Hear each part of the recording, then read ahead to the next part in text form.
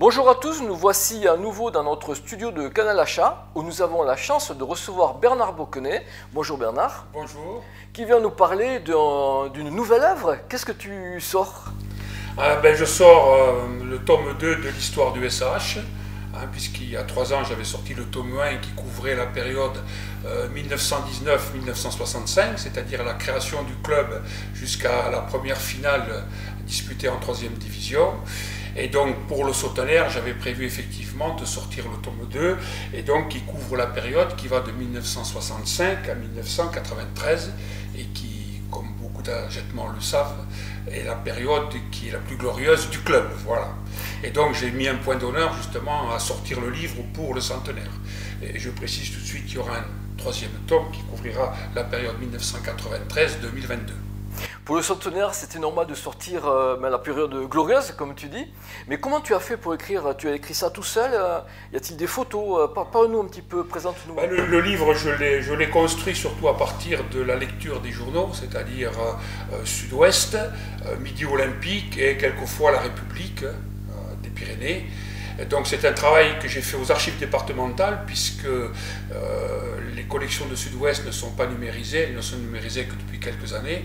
Donc voilà, j'ai relu tous les comptes rendus de matchs pendant plusieurs années.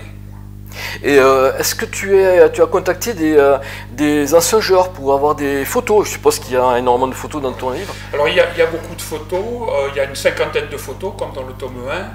Et au niveau des photos, donc, je remercie Françoise Dansaman qui avait effectivement un certain nombre de photos sur Alain, puisque c'est quand même le joueur qui a marqué les 20 années où il a joué au SAH. Donc il y a de nombreuses photos qu'elle m'a fournies. Ensuite, j'ai aussi Max Godemey, qui était l'entraîneur de l'équipe championne de France 1983, qui m'a donné un certain nombre de photos qui, je pense, sont un peu inédites.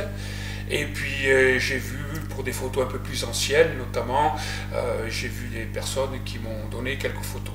Voilà. Mais l'essentiel vient effectivement des 2 sources que j'ai citées, et bien sûr de Jean-Louis Tastet, qui est le photographe qui a suivi et qui suit encore le SAH depuis maintenant une 30aine d'années. Et j'ai quelques photos qui sont inédites, je crois, de Jean-Louis Tastet. Jean-Louis, que l'on salue, à qui on souhaite un prompt rétablissement, bien entendu.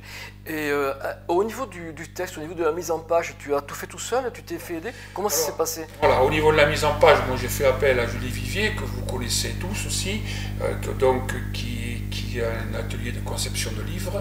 Et donc elle m'a monté, elle m'a corrigé le livre comme pour le tome 1.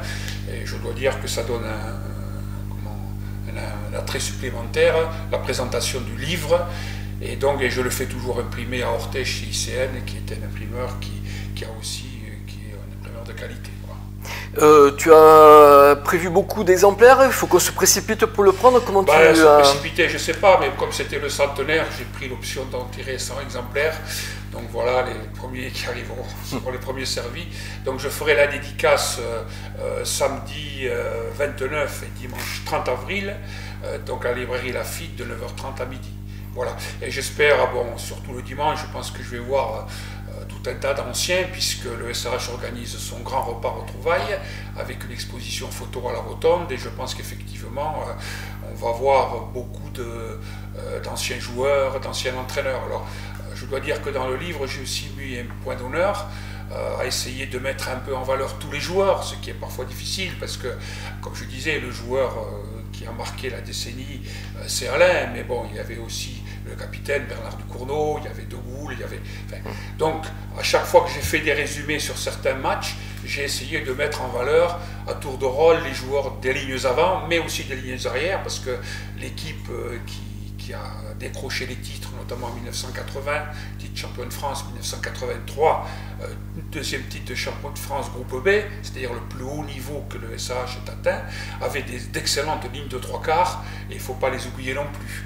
Et j'ai fait aussi les portraits des entraîneurs un peu marquants, parce que qui dit grande équipe dit aussi grand entraîneur. Donc Jean Doga, qui a été l'entraîneur de l'équipe de 1980, championne de France.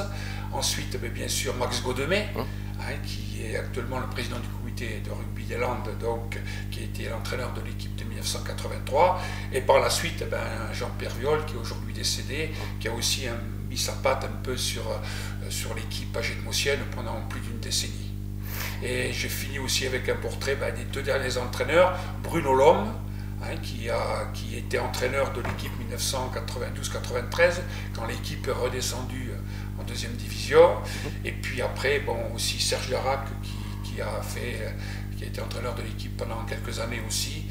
Et ça, je parlerai de tout ça dans le tome qui suit, puisque le SRH a reconnu une nouvelle aventure, notamment en 2011, puisqu'ils sont arrivés une nouvelle fois en finale du championnat de France contre le Stade Phocéen, c'est-à-dire Marseille, et une finale malheureusement perdue, mais ils avaient joué contre une équipe quasiment de professionnels, où, je le rappelle, évoluait un certain Jonas Lemou, qui était peut-être en fin de carrière, mais qui était venu faire une prestation en France.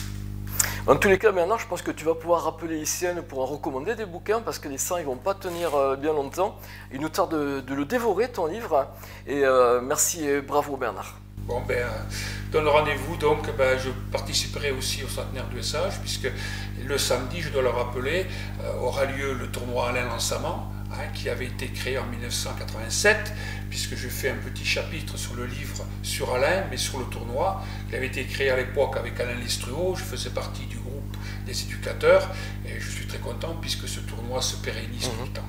Et je voudrais juste ajouter que j'ai fait un chapitre supplémentaire, puisque en feuilletant effectivement les journaux, j'ai trouvé beaucoup de comptes rendus de conseils municipaux, et j'ai fait un chapitre supplémentaire sur la création de la Cité Verte, qui a été initiée par Marcel Lux.